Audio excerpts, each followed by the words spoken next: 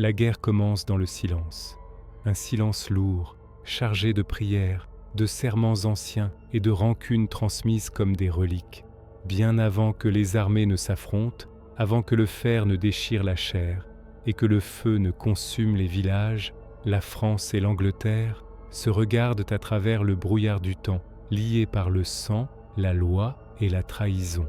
Au début du XIVe siècle, le royaume de France semble solide, ancien, presque éternel. Les Capétiens ont régné sans discontinuer, inscrivant leur lignée dans l'ordre voulu par Dieu. Mais cette certitude se fissure, les rois meurent, les héritiers disparaissent, et derrière les tentures des palais, les juristes murmurent, les nobles calculent. Quand le dernier roi capétien direct s'éteint sans fils, la question de la couronne devient une plaie ouverte. À qui appartient la France? À celui qui a le sang? À celui qui a la force? Ou à celui que Dieu désigne dans son silence? De l'autre côté de la Manche, un jeune roi anglais observe. Il est petit-fils d'un roi de France par sa mère. Pour lui, la réponse est claire. La couronne lui revient de droit. Mais en France, on invoque la loi salique. On ferme la porte à cette prétention étrangère. Ce refus n'est pas seulement juridique, il est symbolique. Il dit que la France ne se donnera pas sans combat. Ainsi naît une guerre qui ne porte pas encore ce nom, une guerre qui s'étire, se contracte, s'endort parfois, mais ne meurt jamais. Une guerre qui va durer plus de 100 ans, non comme une bataille continue, mais comme une succession de plaies, de rémissions trompeuses et de rechutes sanglantes. Une guerre qui va transformer les rois en chefs de guerre, les chevaliers en mercenaires, les paysans en victimes silencieuses. Les premières années sont celles de l'arrogance anglaise.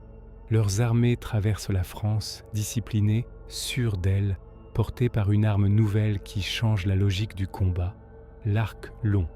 Face à lui, la chevalerie française, fière, lourde, enfermée dans ses codes d'honneur. Sur les champs détrempés, les charges héroïques deviennent des massacres. Les chevaliers tombent, criblés de flèches, et avec eux tombe une certaine idée de la guerre.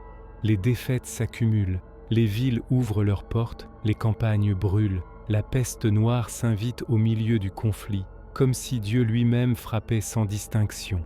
Un tiers de la population disparaît, les cloches sonnent pour les morts jusqu'à perdre leur sens. Et pourtant la guerre continue, parce que les rois ne peuvent reculer, parce que céder, ce serait admettre que le sang versé n'avait pas de sens. La France se fracture. Certains se rallient à l'ennemi, d'autres complotent, d'autres encore pillent sous couvert de fidélité.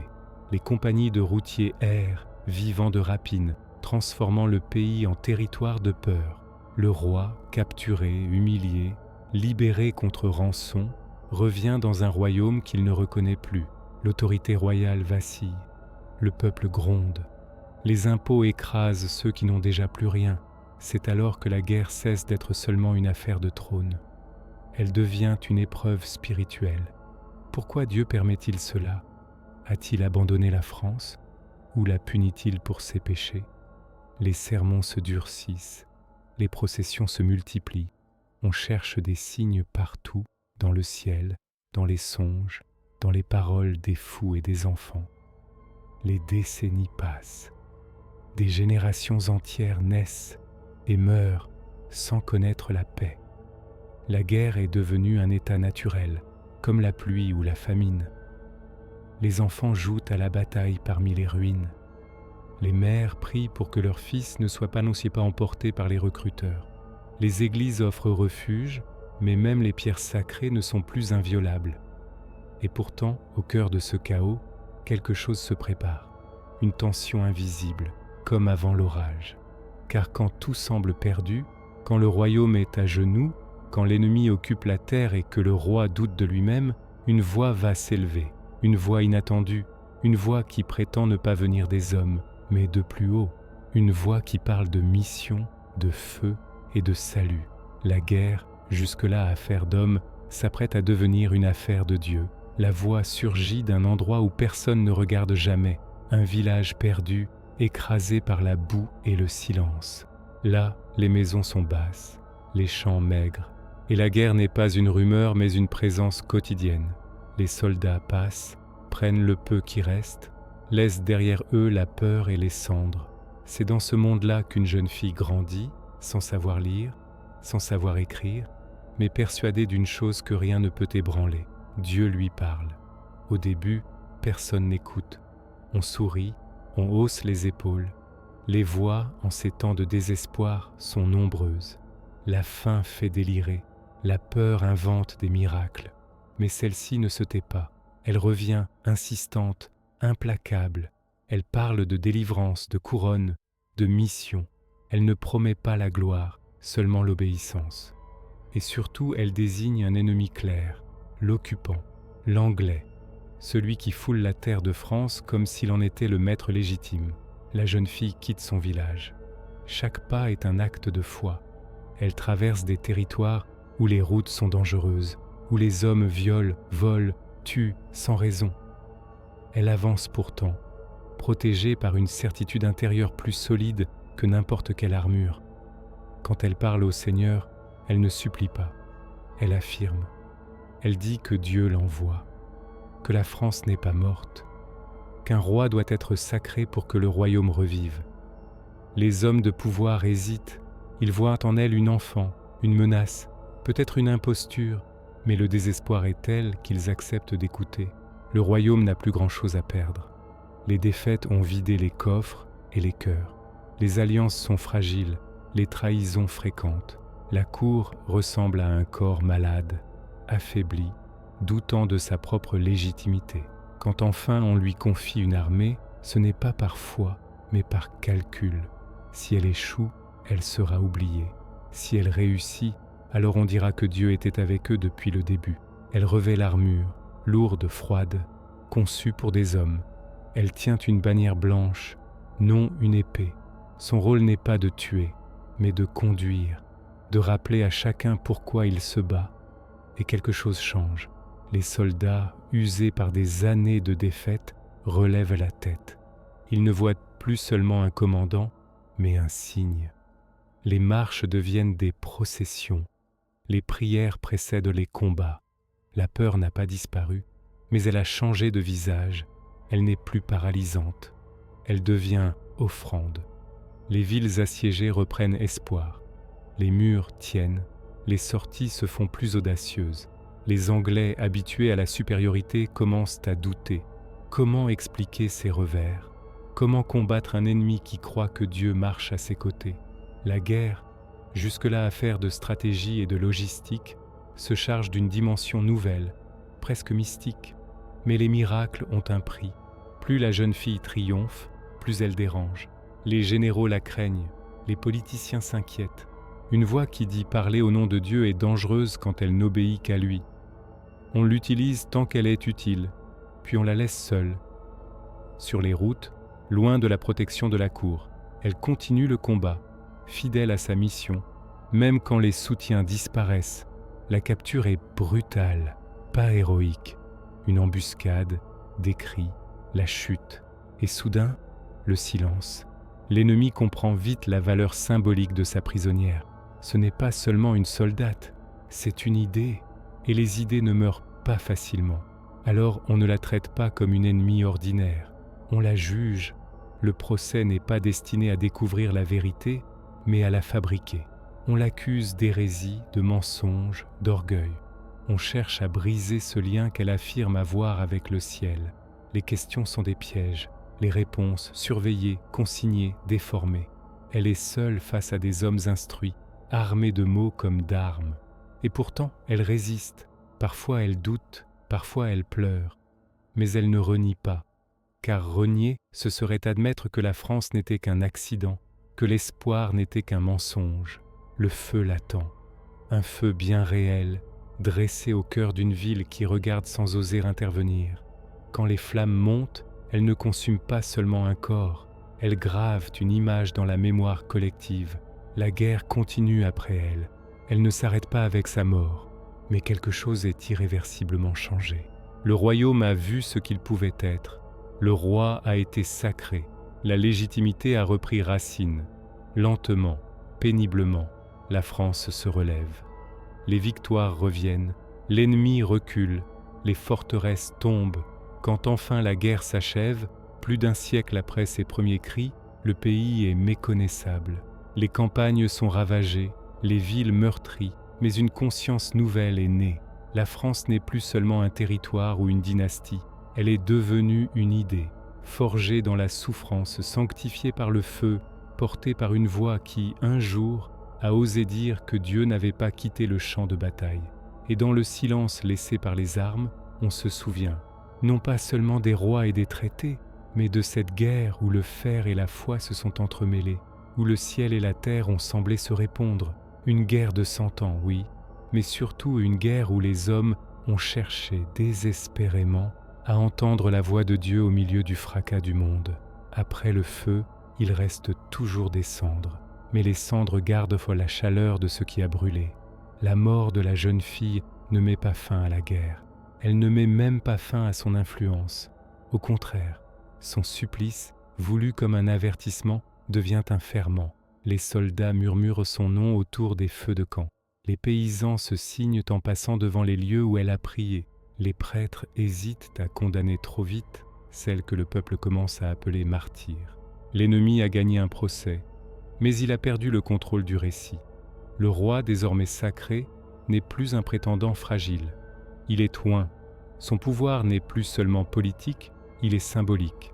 Chaque victoire, même modeste, est interprétée comme une confirmation divine. La reconquête ne se fait pas en un jour. Elle est lente, méthodique, parfois cruelle. Les sièges durent des mois. Les villes résistent, puis cèdent. Les traîtres sont punis.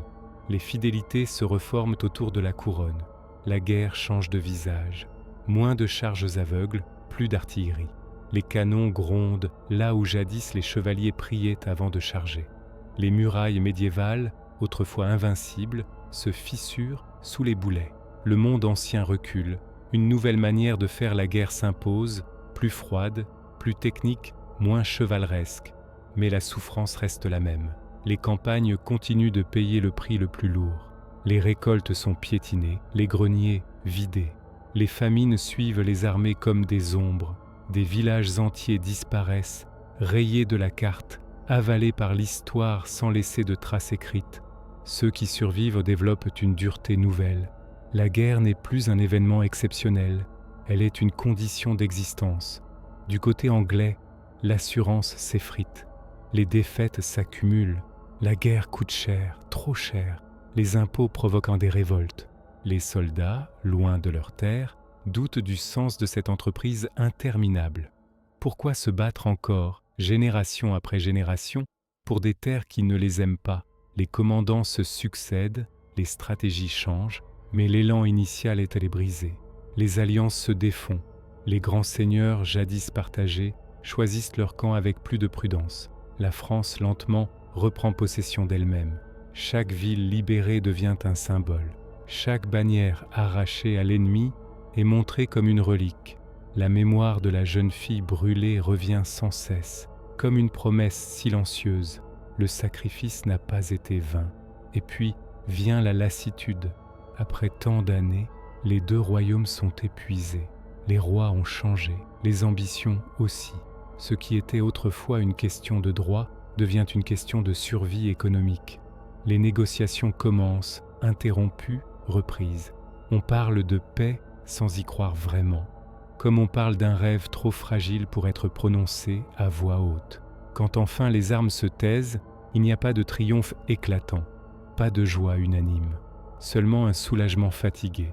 La guerre s'achève parce qu'elle ne peut plus continuer. Les territoires sont redessinés, les prétentions abandonnées. L'Angleterre se retire presque entièrement du continent. La France reste debout, meurtrie, mais intacte dans son cœur. Ce qui demeure, c'est une transformation profonde. La monarchie sort renforcée. Le sentiment d'appartenance s'est enraciné. On ne se bat plus seulement pour un seigneur local, mais pour un royaume, pour une terre commune, pour une idée qui a survécu à la peste, à la famine, aux flammes et au fer. La guerre de 100 ans n'a pas seulement redessiné des frontières, elle a façonné une mémoire. Elle a appris aux hommes que Dieu pouvait sembler silencieux, mais que son nom, invoqué par les uns et les autres, avait le pouvoir de soulever des peuples entiers. Elle a montré que la foi pouvait être une arme, et le feu, un langage. Dans les siècles qui suivent, on continuera de raconter cette guerre. On en fera des chroniques, des chants, des légendes. On parlera des rois, des batailles, des traités. Mais au fond, ce que l'on retiendra le plus, c'est ce moment où, au cœur de la nuit la plus noire, une voix s'est élevée, une voix fragile, humaine, brûlée, vive, mais assez forte pour traverser le temps, car certaines guerres se terminent sur un champ de bataille. D'autres continuent de brûler longtemps après que les armes se sont tues. Le temps passe, mais la guerre refuse de devenir un simple souvenir. Même après les grandes victoires, même lorsque les bannières ennemies disparaissent des villes reprises, le pays reste habité par une tension sourde. La paix n'est pas encore un état naturel. Elle est fragile, presque suspecte, comme si le silence des armes cachait une nouvelle tempête. Les anciens soldats rentrent chez eux quand ils ont encore un foyer. Beaucoup ne retrouvent que des ruines.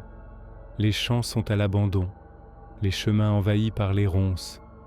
Les hommes savent encore manier l'épée, mais ils ont oublié comment labourer une terre qui n'a pas vu de récolte depuis des années.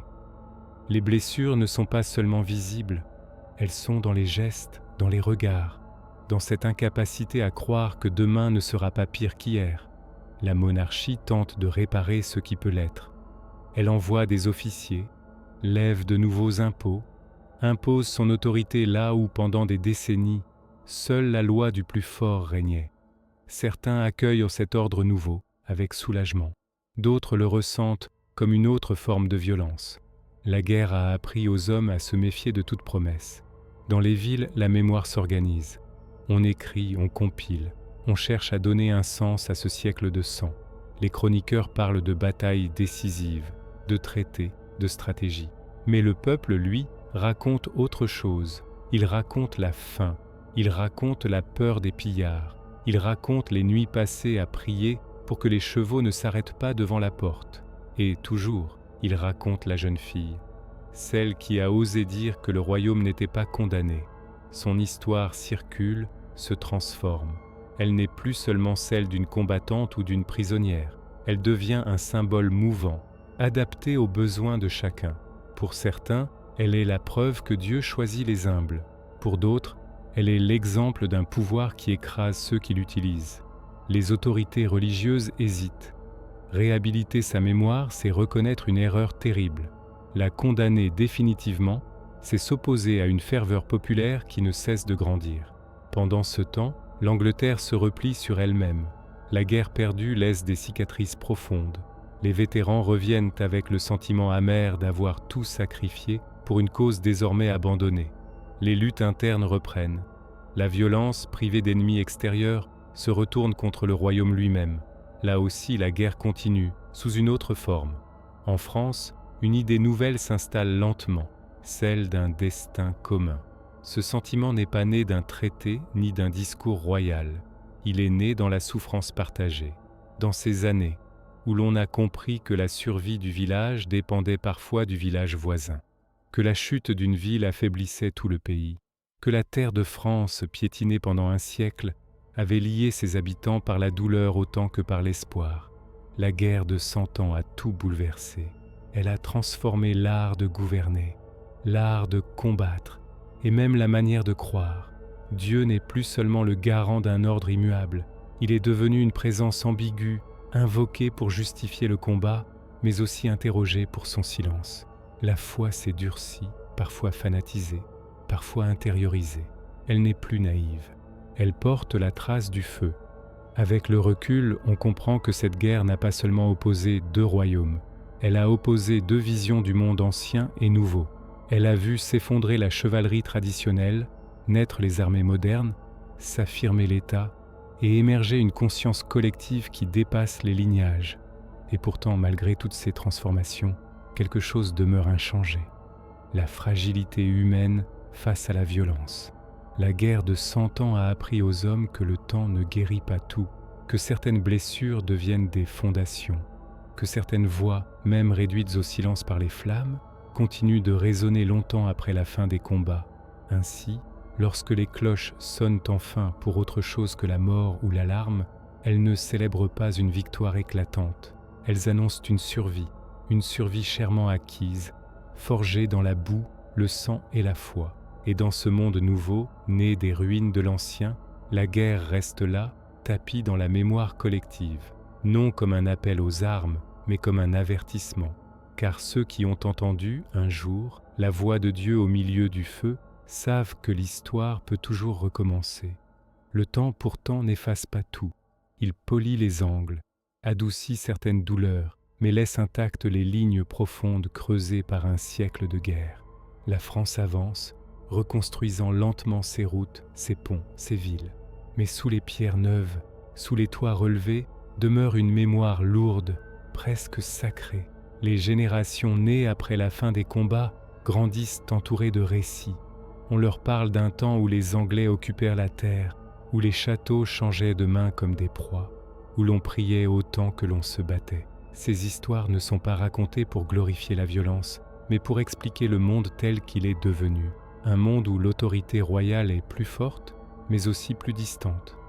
Un monde où la paix n'est jamais considérée comme acquise. Dans les campagnes, les anciens champs de bataille deviennent des lieux ordinaires. On y laboure, on y sème, on y enterre les morts. Mais parfois, en retournant la terre, une pointe de flèche remonte à la surface. Un morceau d'armure, un os. Alors le passé se rappelle au présent, brutalement, comme pour refuser l'oubli. La figure de la jeune fille continue de hanter l'imaginaire. Elle est invoquée lors des crises, des famines, des menaces. Elle devient un repère moral, une preuve que, dans les moments les plus sombres, quelqu'un a osé croire. Son histoire est racontée différemment selon les époques, embellie, simplifiée, parfois instrumentalisée, mais le cœur du récit reste le même. Une voix, contre toute logique, s'est dressée face au chaos. L'Église, longtemps prudente, finit par reconnaître ce que le peuple n'a jamais cessé de croire. La condamnation d'hier est regardée comme une faute humaine, née de la peur et de la politique. La réhabilitation n'efface pas le bûcher, mais elle en change le sens. Le feu n'est plus celui de l'hérésie, mais celui du sacrifice. La guerre de 100 ans laisse aussi une leçon plus sombre. Elle a montré à quel point la foi peut être utilisée, détournée, manipulée. Chaque camp priait le même Dieu, brandissait les mêmes symboles, invoquait la même justice. Et pourtant, les villages brûlaient, les enfants mouraient, les royaumes s'épuisaient. Cette contradiction s'inscrit profondément dans la conscience collective. On apprend à croire, mais aussi à douter. À mesure que les siècles passent, la guerre devient matière d'étude, de réflexion, presque de fascination. Les érudits analysent ses causes, ses phases, ses conséquences. Ils y voient la naissance de la nation, l'effondrement du monde féodal, l'avènement de l'État moderne. Mais ces mots savants ne rendent jamais totalement compte de ce que fut réellement ce conflit pour ceux qui l'ont vécu. Une attente permanente de la mort, une vie suspendue entre la prière et la fuite. Et pourtant, de cette longue nuit est née une force paradoxale, la capacité de se relever, de reconstruire sans effacer, d'avancer tout en se souvenant. La France issue de la guerre n'est ni innocente ni invincible. Elle est consciente de sa fragilité, et c'est peut-être cela qui la rend plus solide. La guerre de 100 ans s'achève dans les livres, mais elle ne se termine jamais vraiment dans les esprits. Elle continue de murmurer à travers les pierres des cathédrales, les ruines des forteresses, les noms des villages. Elle rappelle que l'histoire n'est pas faite seulement de dates et de victoires, mais de voix humaines prises dans des tempêtes qui les dépassent. Car au fond, cette guerre n'a pas seulement opposé des armées. Elle a opposé le désespoir à l'espérance, le silence de Dieu à la certitude de ceux qui croyaient encore entendre sa voix. Le souvenir, avec le temps, cesse d'être une plaie ouverte. Il devient une couche profonde, enfouie sous les gestes du quotidien, mais toujours prête à remonter à la surface. La France qui avance dans les décennies suivantes croit parfois avoir tourné la page. Elle se trompe. La guerre de 100 ans n'est pas derrière elle, elle est en elle. Les rois qui succèdent aux rois héritent d'un royaume plus uni, mais aussi plus exigeant. Le peuple a appris que l'autorité pouvait vaciller, que les couronnes pouvaient tomber, que Dieu lui-même semblait parfois hésiter. On obéit encore, mais l'obéissance n'est plus aveugle. Elle est conditionnelle, nourrie par la mémoire de ce qui arrive quand le pouvoir faillit. Les armées permanentes remplacent peu à peu les levées féodales. La guerre se professionnalise. On ne combat plus seulement pour l'honneur ou la foi, mais pour la solde, pour la discipline, pour l'État. Cette évolution apporte une stabilité nouvelle, mais elle éloigne aussi la violence du regard direct des communautés. La guerre devient moins chaotique, mais pas moins destructrice. Elle est simplement mieux organisée. Dans les campagnes, les récits transmis par les anciens se mêlent aux saisons.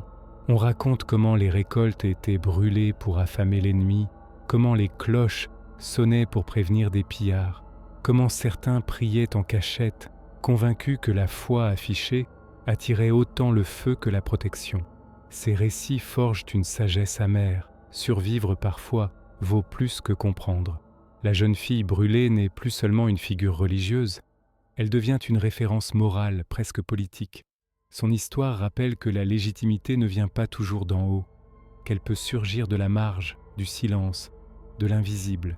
Cette idée inquiète autant qu'elle inspire. Car si Dieu a parlé une fois par la bouche d'une enfant, pourquoi ne le ferait-il pas encore? C'est peut-être là l'héritage le plus troublant de cette guerre. Elle a ouvert une brèche entre le ciel et la terre. Avant, l'ordre semblait clair.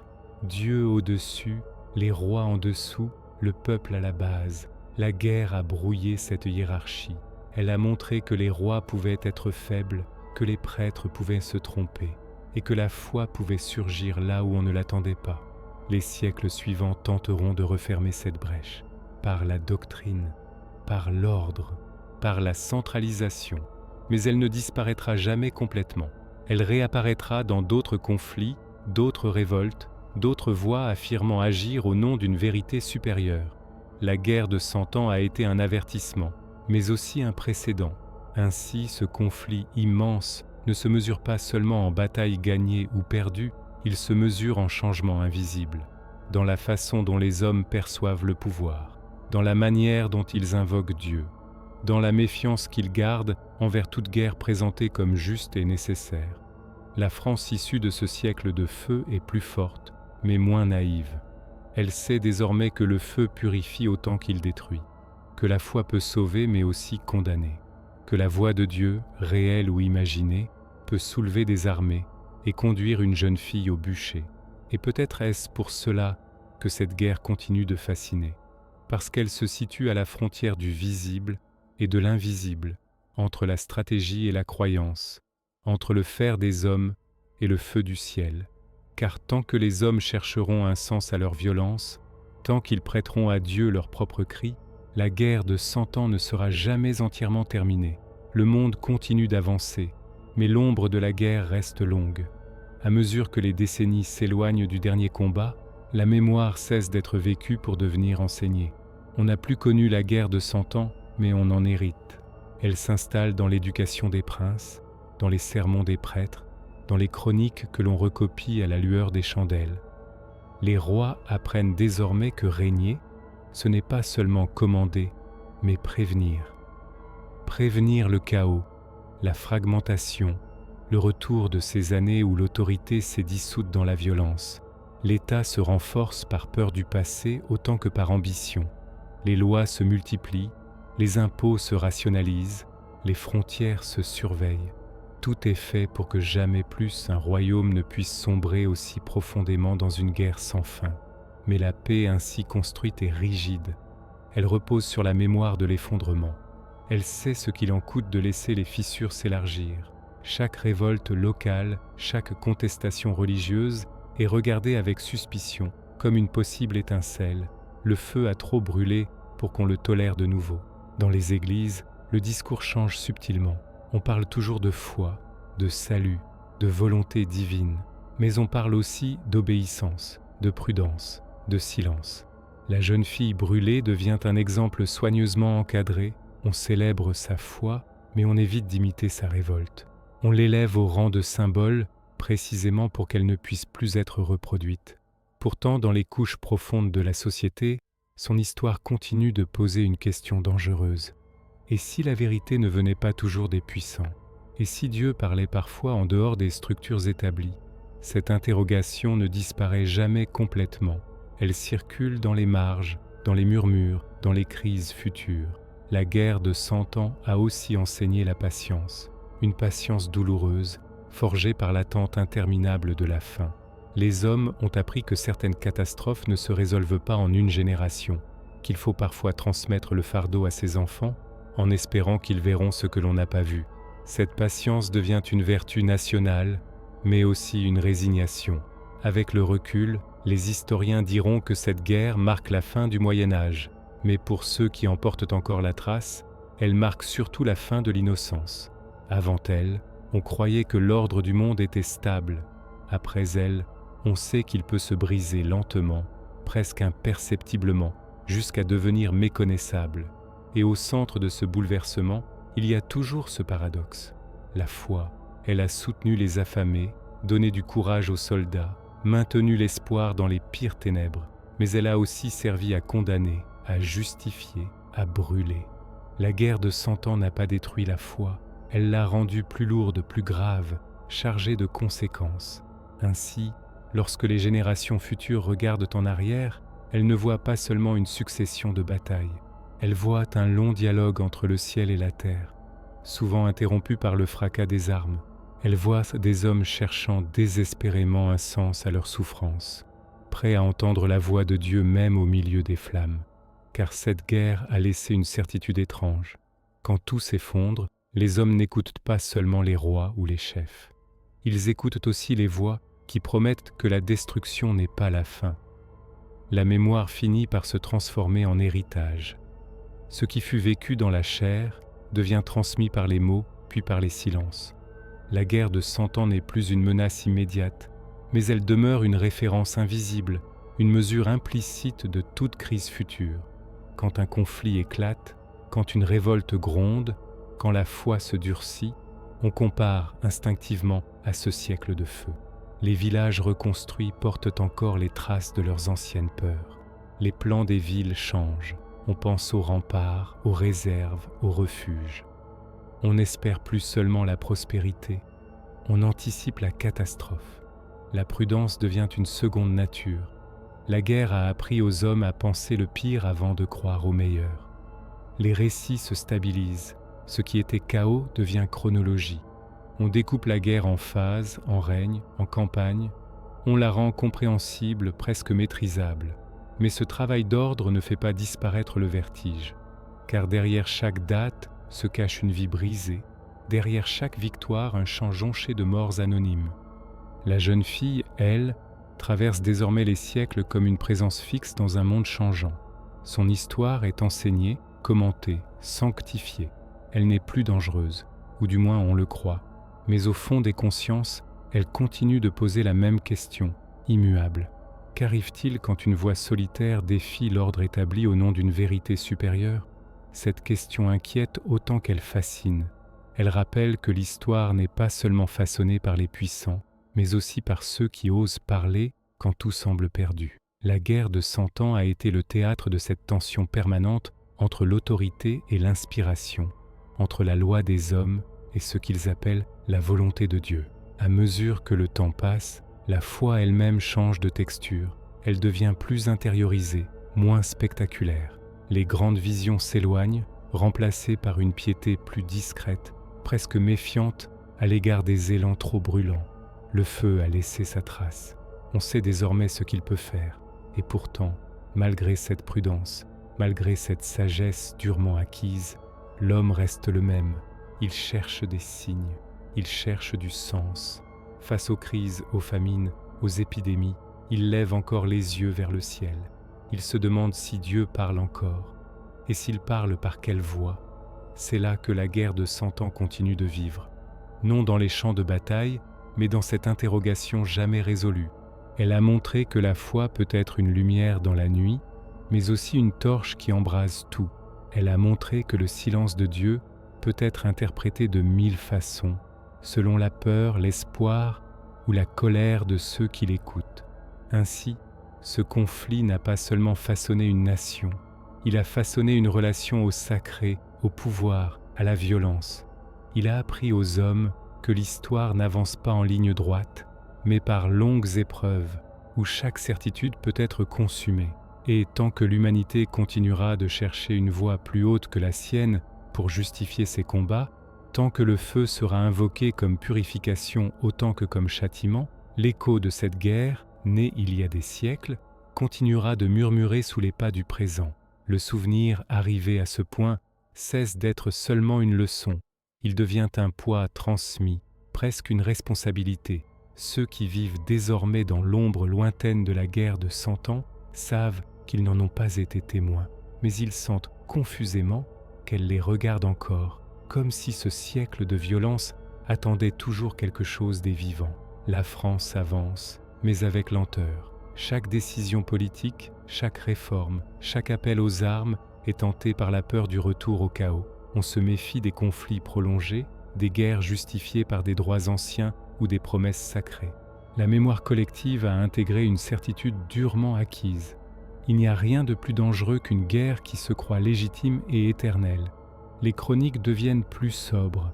On abandonne peu à peu le ton héroïque pour une écriture plus grave, presque désabusée. On décrit les batailles, oui, mais aussi leurs conséquences.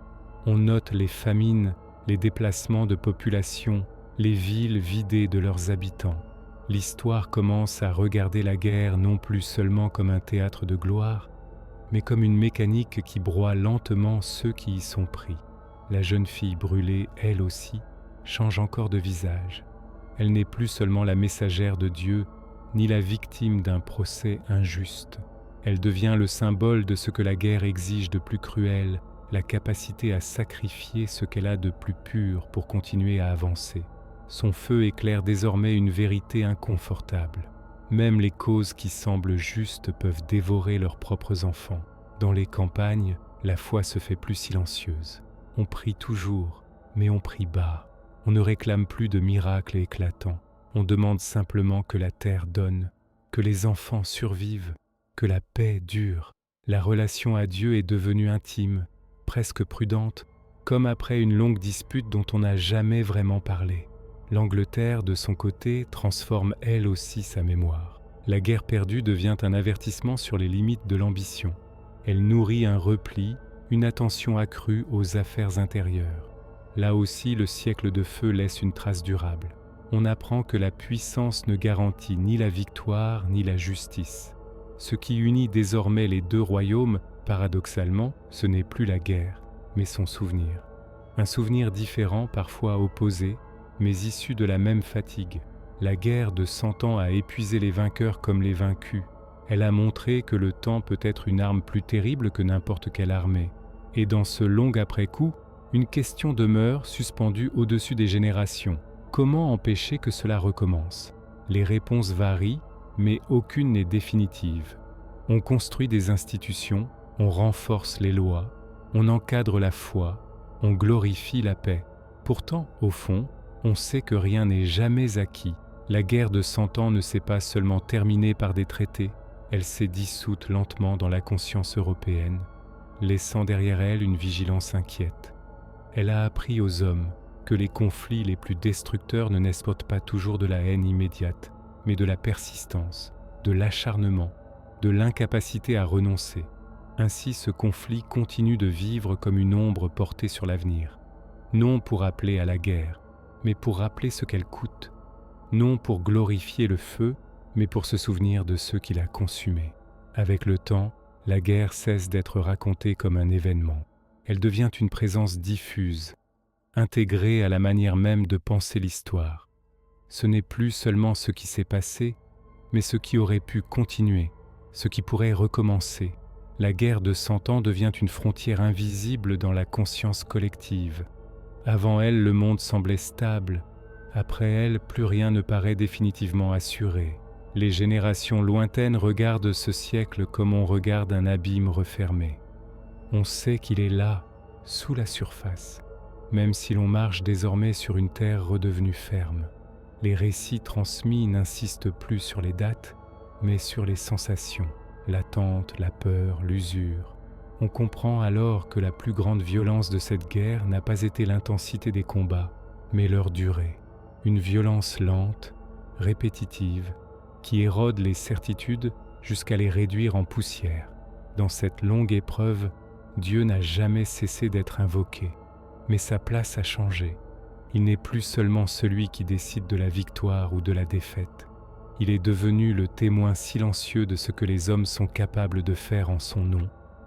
La guerre de 100 ans a appris à prier autrement, avec moins d'assurance et plus de gravité. Elle a transformé la foi en question autant qu'en réponse. La jeune fille brûlée reste au centre de cette transformation. Elle n'est pas seulement un personnage du passé, elle est un miroir. Elle renvoie aux hommes l'image de leur besoin de croire, mais aussi de leur peur face à ce qui échappe au contrôle.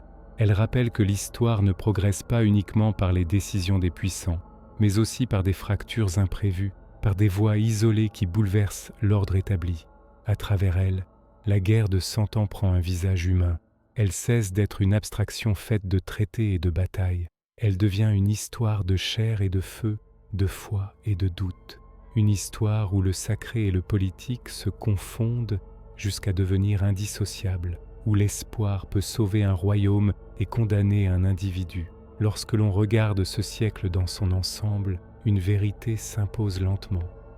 La guerre de 100 ans n'a pas seulement forgé un État, elle a forgé une lucidité. Elle a appris aux hommes que le temps est une arme, que la foi est une force ambivalente et que la violence, lorsqu'elle s'installe, finit toujours par dépasser ceux qui l'ont déclenchée. C'est peut-être là son héritage ultime. Non pas la victoire d'un royaume sur un autre, mais la conscience douloureuse de ce que coûte une guerre qui se croit nécessaire. Une guerre justifiée par le droit, par le sang, par Dieu lui-même, et qui pourtant consume tout ce qu'elle touche. Ainsi, la guerre de 100 ans ne se referme pas comme un livre que l'on range. Elle reste ouverte, comme une plaie cicatrisée mais sensible, prête à rappeler sa présence au moindre choc. Et tant que les hommes continueront de chercher dans le ciel une légitimation à leur combat terrestre, tant que le feu sera vu comme un signe de purification plutôt que comme une perte irréparable, l'histoire continuera d'entendre, au loin, l'écho de cette guerre, où la voix de Dieu et les flammes des hommes se sont confondues. Le temps avance encore, et avec lui vient une forme étrange d'apaisement. Non pas l'oubli, jamais l'oubli, mais une distance suffisante pour regarder la guerre sans y être englouti. La guerre de 100 ans devient un repère silencieux, une ligne sombre au fond de la mémoire européenne que l'on ne franchit plus sans frisson. Les hommes qui gouvernent désormais n'ont pas connu le fracas des arcs ni l'odeur des villes brûlées. Pourtant, leurs décisions sont encore guidées par cette peur ancienne, celle de voir le monde se déliter lentement, année après année, jusqu'à ce que la violence devienne normale. La guerre a appris que le plus grand danger n'est pas l'explosion soudaine, mais l'habituation au désastre. Dans les récits transmis aux enfants, le siècle de feu n'est plus décrit dans tous ses détails.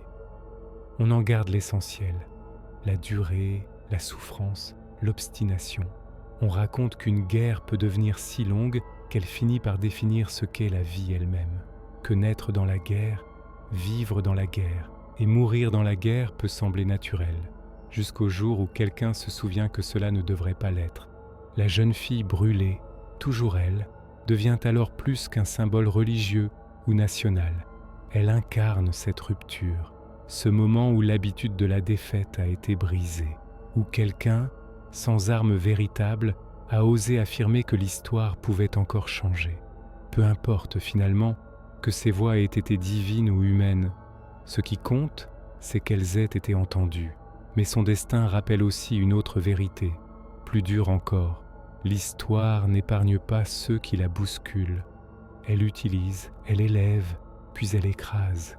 La guerre de 100 ans n'a pas été vaincue par une pureté morale retrouvée, mais par une combinaison d'usure, de foi, de calcul et de hasard. Le feu n'a pas seulement détruit l'ennemi, il a consumé ses propres porteurs. À mesure que la mémoire se stabilise, une lucidité nouvelle s'installe. On commence à comprendre que Dieu n'a peut-être jamais parlé d'une seule voix, que les hommes ont projeté sur le ciel leurs peurs, leur colère et leurs espoirs. La guerre de 100 ans devient alors une leçon sur la responsabilité humaine. Une guerre menée au nom de Dieu reste malgré tout une guerre menée par des hommes. cette prise de conscience ne supprime ni la foi ni le sacré. Elle les rend plus lourds, plus exigeants. Croire n'est plus simple, invoquer Dieu n'est plus innocent. Chaque prière porte désormais la mémoire de celles qui ont été suivies par le feu et le sang. Chaque certitude religieuse est accompagnée d'un doute discret, presque salutaire. Ainsi, la guerre de 100 ans s'éloigne sans jamais disparaître. Elle devient un arrière-plan permanent, une profondeur historique qui donne du poids au choix présent. Elle murmure que le temps peut être un ennemi, que la foi peut être une arme, et que la violence, une fois lancée, n'obéit plus à personne. Et dans ce murmure, on entend encore faiblement cette voix ancienne, non plus comme un ordre venu du ciel, mais comme une question laissée aux hommes. Que ferez-vous désormais de ce que vous croyez juste ? Le silence qui suit une guerre aussi longue n'est jamais vide. Il est rempli de ce qui n'a pas été dit, de ce qui n'a pas été compris sur le moment. La guerre de 100 ans, une fois achevée, continue d'agir comme une présence souterraine, modelant les gestes, les peurs et les espoirs de ceux qui viennent après. À mesure que les siècles avancent, l'événement se détache peu à peu de l'émotion brute. Il devient matière à réflexion. On ne cherche plus seulement à savoir qui a gagné, mais pourquoi il a fallu tant de temps pour que tout s'arrête. Cette question hante les penseurs, les théologiens, les chroniqueurs. Elle n'a pas de réponse simple, et c'est précisément cela qui la rend essentielle. La guerre a montré que la foi, lorsqu'elle se mêle au pouvoir, peut devenir incandescente. Elle peut éclairer la route ou la réduire en cendres. Ceux qui invoquaient Dieu n'étaient pas nécessairement des menteurs. Beaucoup croyaient sincèrement agir pour une cause juste. Mais la sincérité n'a jamais empêché la catastrophe. La guerre de 100 ans en est la preuve la plus implacable. La jeune fille brûlée incarne désormais cette ambiguïté tragique. Elle a cru, elle a agi, elle a changé le cours des choses. Et pourtant, elle a été détruite par le même monde qu'elle avait contribué à sauver. Son histoire refuse toute conclusion confortable. Elle ne dit pas que la foi triomphe toujours, ni qu'elle est vaine. Elle dit qu'elle est dangereuse, puissante, impossible à maîtriser totalement. Avec le temps, cette compréhension s'infiltre dans la conscience collective. On commence à distinguer la foi vécue de la foi instrumentalisée, la prière intime de la proclamation publique, le silence intérieur du cri qui appelle à la guerre. Ce discernement n'est jamais parfait, mais il est né de la souffrance accumulée pendant ce siècle de feu. La guerre de 100 ans devient alors une référence morale inversée, non pas un modèle à imiter, mais un seuil à ne pas franchir de nouveau. Elle enseigne que certaines violences ne se justifient jamais par leur durée, que certaines causes se perdent précisément parce qu'elles refusent de s'arrêter. Elle rappelle que le temps peut transformer une revendication légitime en désastre total. Et pourtant, malgré cette lucidité acquise, l'homme reste vulnérable. Il continue de chercher des signes, de croire que son combat est différent, plus pur, plus nécessaire. La guerre de 100 ans n'a pas vacciné l'humanité contre elle-même. Elle lui a seulement laissé un miroir, souvent ignoré, parfois consulté trop tard. Ainsi, ce conflit immense se prolonge sous une forme nouvelle, non plus dans le fracas des armes, mais dans les choix silencieux des générations suivantes. Chaque fois qu'un pouvoir invoque le sacré pour justifier la violence, chaque fois qu'une voix affirme parler au nom d'une vérité absolue, l'ombre de ce siècle se lève de nouveau. La guerre de 100 ans n'est donc pas seulement un passé lointain. Elle est une interrogation permanente, un avertissement gravé dans le temps. Car lorsque le feu et la foi se rencontrent sans retenue, l'histoire a déjà montré ce qu'il en coûte. Le temps poursuit son œuvre, implacable, presque indifférent. La guerre de 100 ans s'éloigne encore, mais elle laisse derrière elle une trace comparable à une cicatrice ancienne. La douleur s'estompe, la peau s'est reformée, mais le souvenir demeure inscrit, visible à qui sait regarder. Dans les siècles qui suivent, l'Europe change. Les royaumes s'organisent autrement, les échanges s'intensifient, les idées circulent plus vite que les armées d'autrefois. Pourtant, sous cette apparente modernité, subsiste une méfiance profonde envers les conflits interminables. La guerre de 100 ans a appris que certaines luttes ne connaissent pas de victoire nette, seulement des survivants épuisés. En France, le pouvoir royal s'affirme comme un garant de stabilité, presque une digue contre le retour du chaos. On ne se contente plus de régner par tradition, on administre, on contrôle, on prévoit. Cette centralisation est fille de la peur. Peur de voir le pays se morceler à nouveau, peur de laisser s'installer une guerre qui durerait plus qu'une vie humaine. Mais cette stabilité a un prix. L'ordre est parfois rigide, la contestation rapidement étouffée. Le souvenir de la guerre justifie la répression préventive. On préfère l'injustice ponctuelle au risque d'un effondrement général. Ainsi, la guerre continue de peser sur les choix, même lorsqu'elle n'est plus qu'un écho lointain. La foi, elle aussi, s'adapte. Elle devient plus encadrée, plus doctrinale. Les autorités religieuses cherchent à éviter les débordements, les visions incontrôlées, les paroles trop brûlantes. Le feu a laissé trop de cendres pour que l'on accepte encore l'embrasement spontané. On canalise le sacré, on le ritualise, on le rend prévisible. Et pourtant, malgré tous ces garde-fous, l'inquiétude demeure, car l'histoire a montré que les plus grands bouleversements ne naissent pas toujours de la rébellion ouverte, mais de l'usure silencieuse. La guerre de 100 ans n'a pas éclaté en un jour. Elle s'est installée lentement, nourrie par des revendications jugées légitimes, entretenues par l'incapacité à renoncer.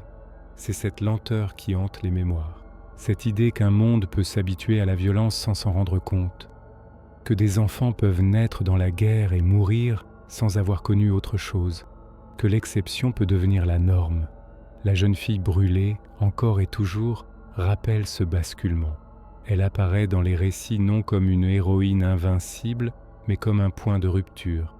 Avant elle, la résignation.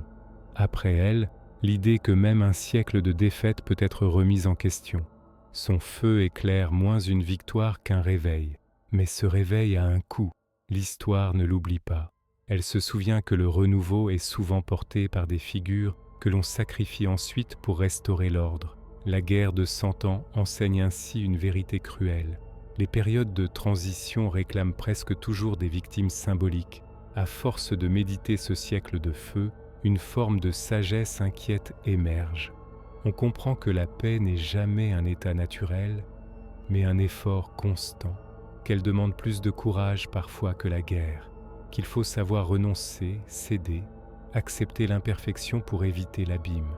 Ainsi, la guerre de 100 ans continue de vivre non comme une menace directe, mais comme une question silencieuse posée à chaque génération. Jusqu'où êtes-vous prêt à aller pour défendre ce que vous croyez juste? Et surtout, saurez-vous vous arrêter? Car l'histoire a déjà répondu une fois, et sa réponse gravée dans un siècle de sang ne cesse de murmurer à ceux qui prennent le temps d'écouter.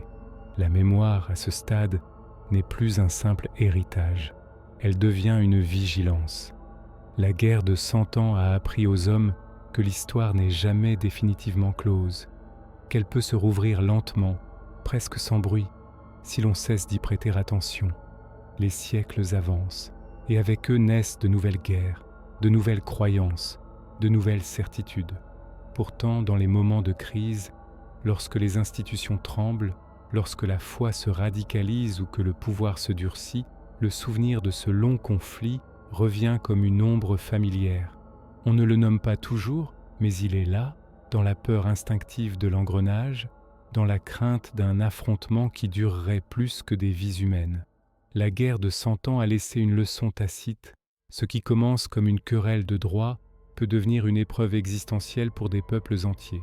Ce qui est présenté comme provisoire peut s'installer jusqu'à sembler éternel. Et surtout, ce qui est justifié par Dieu, par l'honneur ou par la nécessité, peut devenir impossible à arrêter, précisément parce qu'on n'ose plus le remettre en question. La jeune fille brûlée demeure, une fois encore, au cœur de cette conscience. Non comme une réponse, mais comme une tension.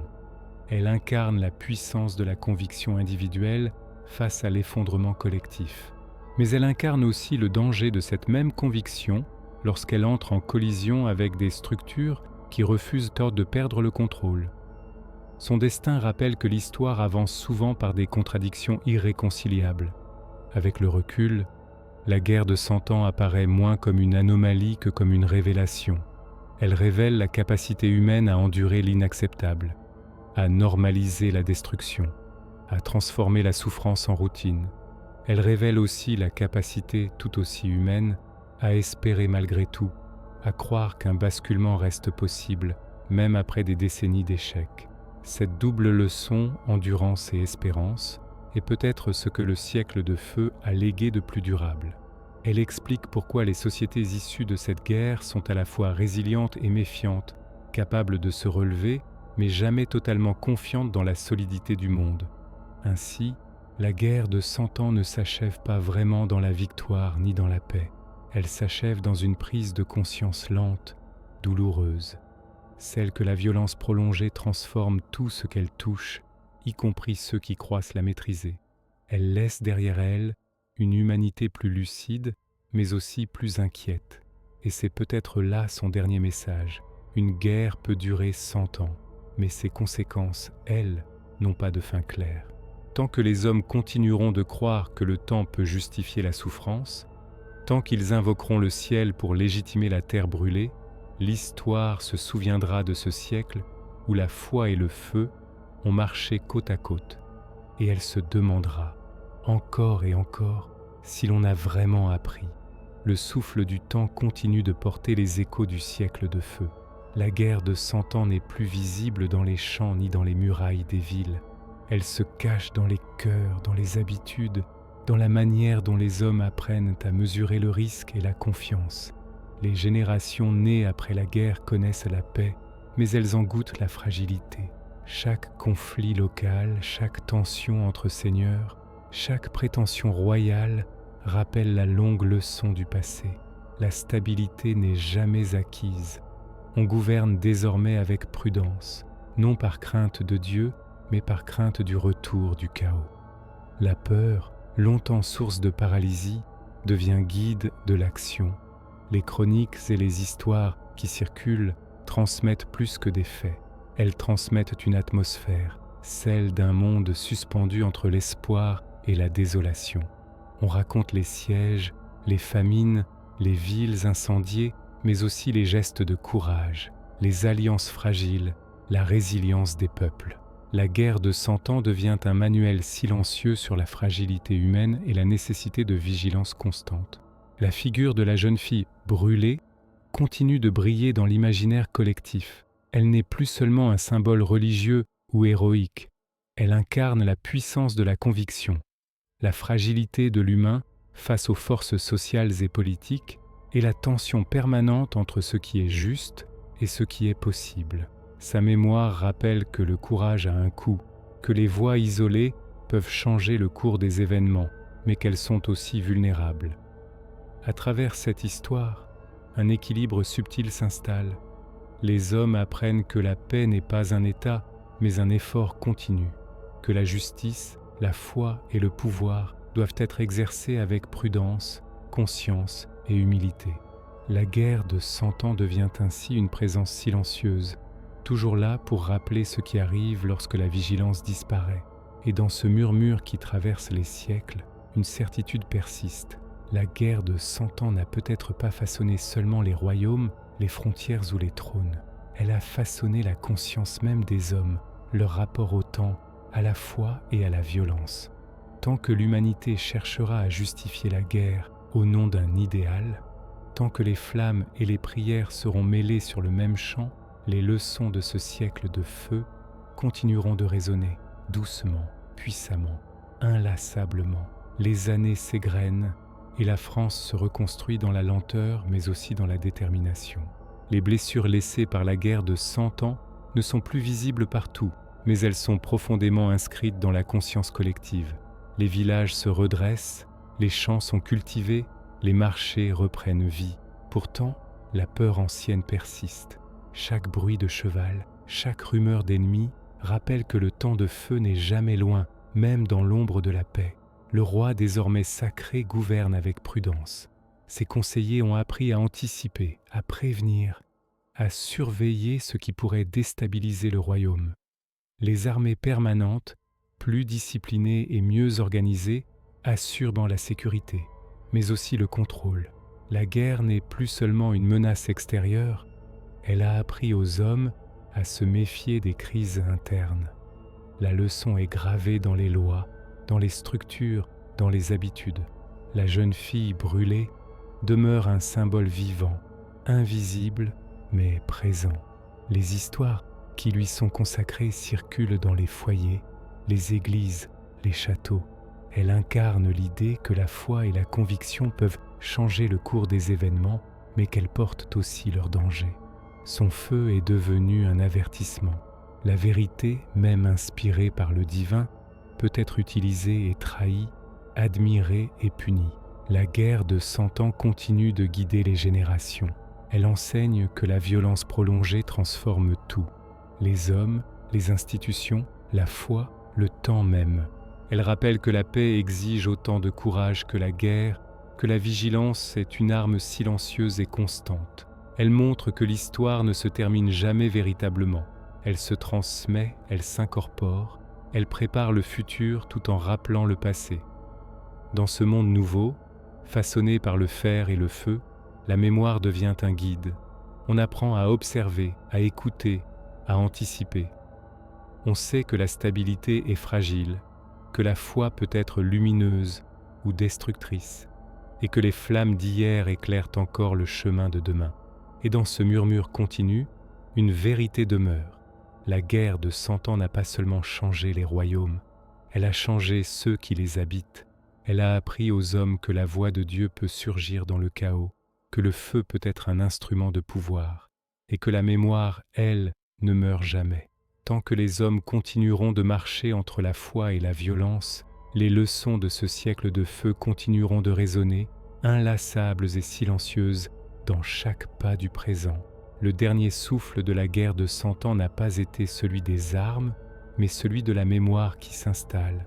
La France, meurtrie et reconstruite, regarde maintenant son propre passé avec une conscience nouvelle.